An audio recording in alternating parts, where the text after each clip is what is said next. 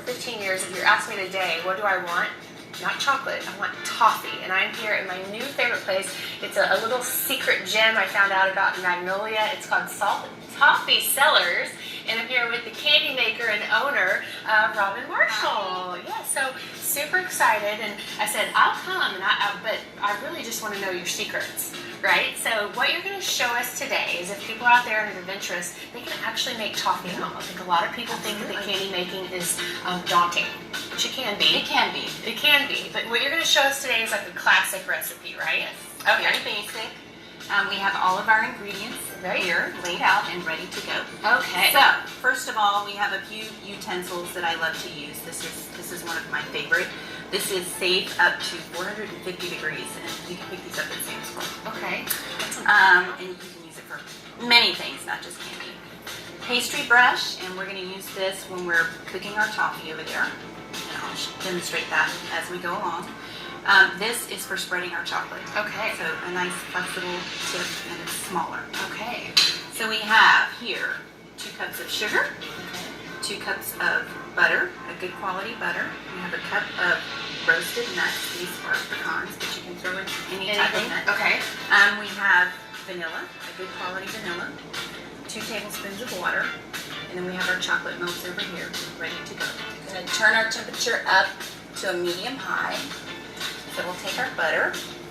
Go ahead and pour. I think a really cool thing about candy making is you can do so many different things with it. Like if say you have a nut allergy or maybe just don't like nuts, you can put all kinds of fun different stuff in there.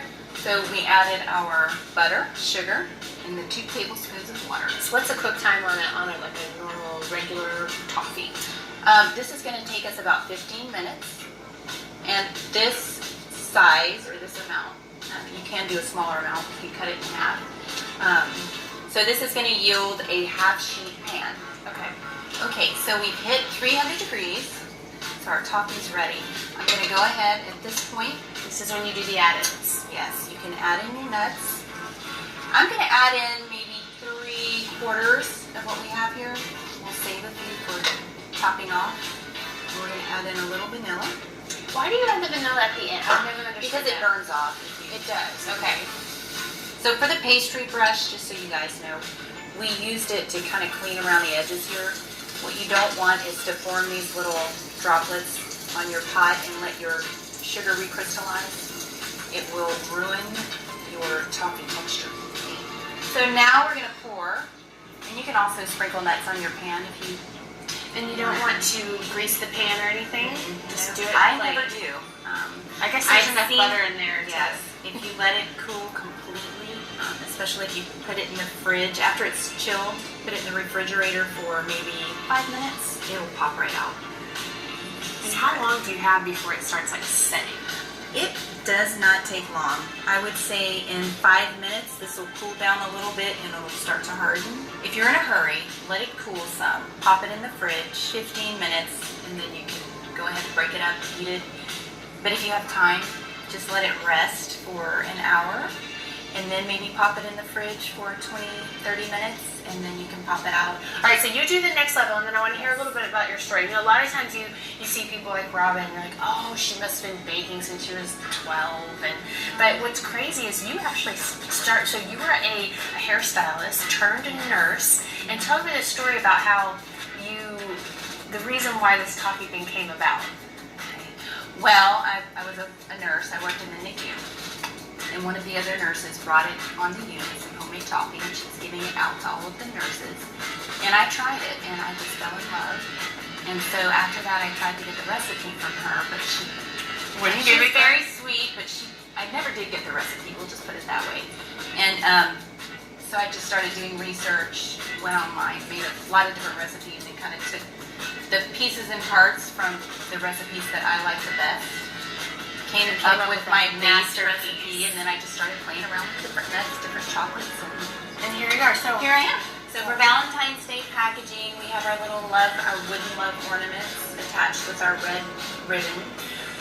We have some different boxes over here. This is our 1 pound combination box, so you can do 2 different toffee flavors in this. This is a tasting flight box. You can do 4 different toffees in here. And it's got 2 pounds total. We have our little cookies and toffee combination box here. So we're now also doing freshly baked cookies, and they are delicious. We use organic unbleached flour in all of our cookie dough.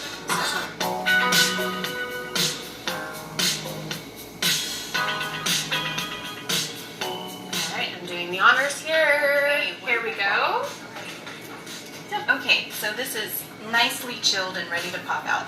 Just use a clean counter surface. You can also use another tray. I've done it so many times, you just kind of twist like the old school ice trays. Oh, look at that. If anyone knows what that is anymore. And then you just break. See, this is so much better than a truffle in my opinion. Like, who doesn't like toffee? Alright guys, so I want you all to come see her. It's out here in Magnolia. So cute. It's called Toffee Cellar. And we did good, girl. Let's show up the recipe if you want one. Or if you want to get a hold of Robin, order something for Valentine's Day, you can go to greatdayhouston.com. Toffee